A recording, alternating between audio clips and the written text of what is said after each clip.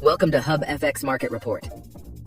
World shares edged higher on Tuesday as investors mulled whether a recent rally in stocks has legs to run further, while Treasury yields drifted higher as traders paired bets that U.S. rate cuts are on the horizon given sticky price pressures.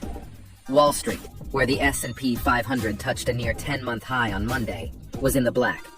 The S&P 500 index rose 0.1%. The Dow Jones Industrial Average was little changed, and the Nasdaq Composite Index climbed 0.25%. The Pan-European Stocks 600 Index rose 0.38%, while MSCI's broadest index of Asia-Pacific shares outside Japan was little changed.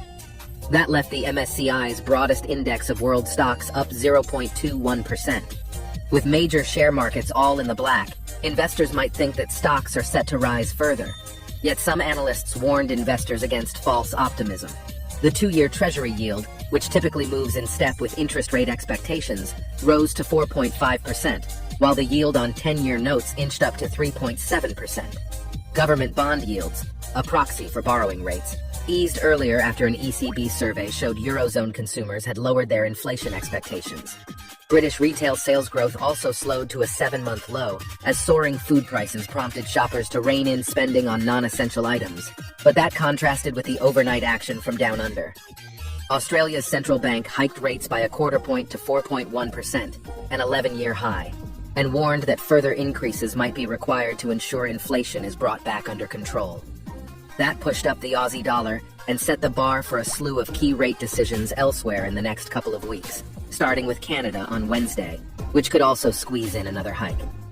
The last few months have been completely distracted by the banking crises and the U.S. debt ceiling issue. But now we are very much back to the macro dynamics driving central banks and where their terminal rates are going to be. The U.S. Federal Reserve, the ECB, and Bank of Japan all hold meetings next week.